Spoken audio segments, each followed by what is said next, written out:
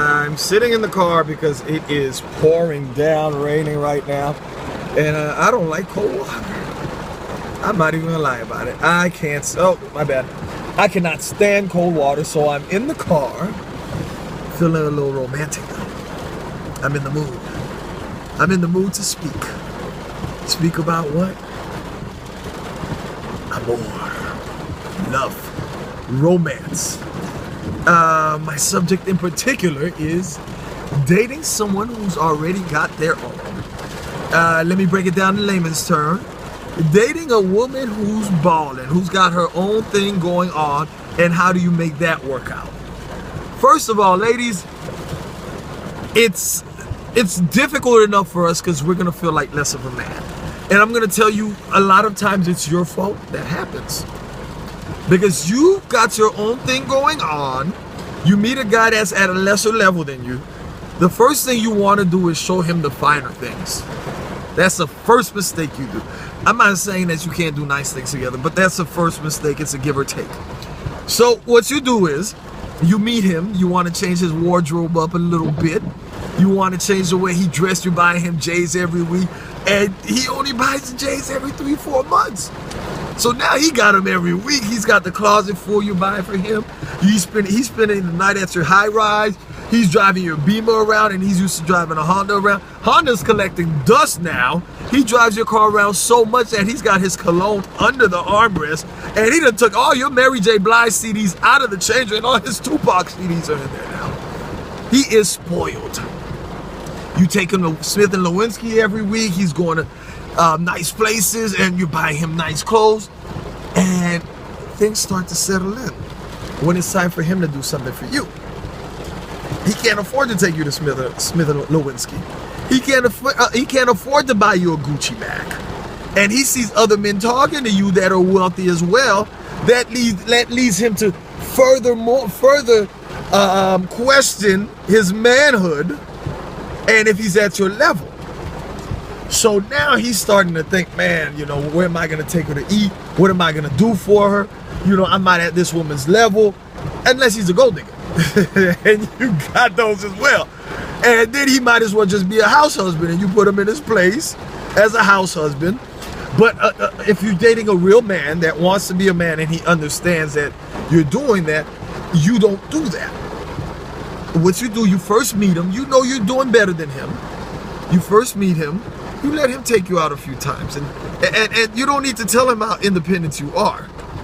You know, you don't need to tell him that. He'll see that by your place. He'll see that by your vehicle. You let him take you to his place of choice. Because a lot of times, a lot of people don't know what Smith & Lewinsky is. They only know about Prime 112 because they heard about it. So let them take you to where they think's fancy. Whether it's Red Lobster, Denny's, Waffle House, whatever it is. You let him take you there. The next time, if you're going to pay for the date, you take him there. And you wait about a month and you're like, baby, it's a month anniversary. Let me take you somewhere. I want to take you somewhere nice. Then you can take him to Smith & Lewinsky. Walensky. I am butchering that name. I've been there before though. So you guys go to Smith & Lewinsky and you're gradually building it up, but let him be independent as well. And you understand that he has more money than you. You have more money than he does. Let him show his traits. So if he could, you know, take care of your vehicle for you, that Beamer or whatever, let him do that. You know, if he can, and you have to understand that you don't always have to flaunt that you got it and you don't need it for him. So if he buys you something, be appreciative about it. And find out how the relationship can have this give or take. You know, because you're able to pay for more things and you're able to do more. And financially, he can't do much for you. But there's other ways that he could attend to you. Maybe whenever your car needs servicing, he takes it servicing, or he does it himself, and you know he does manly stuff around the house. You know, let him have a purpose. There's no need to always let him know that you're independent and you always got your thing going on and you don't need him, because he feels like less of a man. You know, you gotta find certain ways of letting the relationship build that way. And always ask him, you know, we like to feel important as men. We do. We like to feel important as well.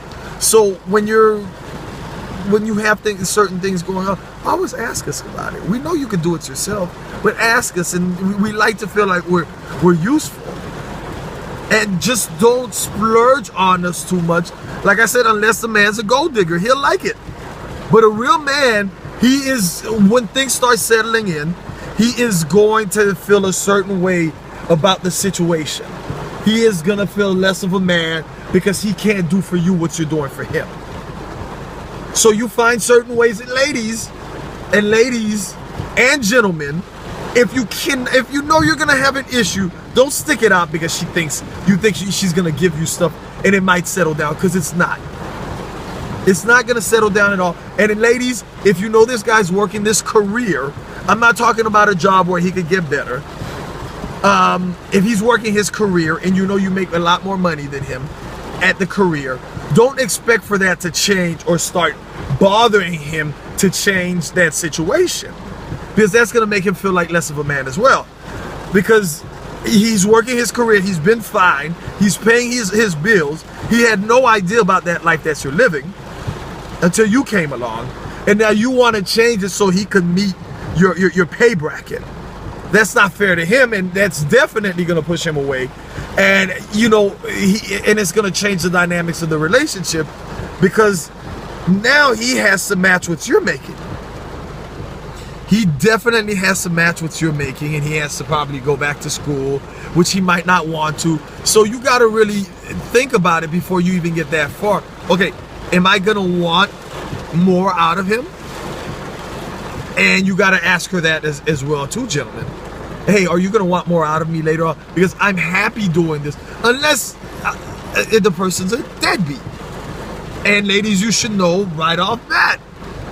You know, there's some situations we cannot change, where some men might be living with their parents still. You know, it just happens. But if he's trying to get better, be supportive about it. But if he's just cool about living in his mama's basement and playing PlayStation 4, you gotta be like, you know what? I'm either gonna deal with this or I'm not. You know about that situation right there, ladies. So you gotta be the one to make that decision if you want to deal with it. Is this rain gonna stop? I'm ready to get out the car. You gotta know if you want to change that situation or not. If you want to be involved in that situation. Now, if you know this guy's ambitious, but he makes less money than you and you like that drive, support that drive. Don't try to change what he's doing.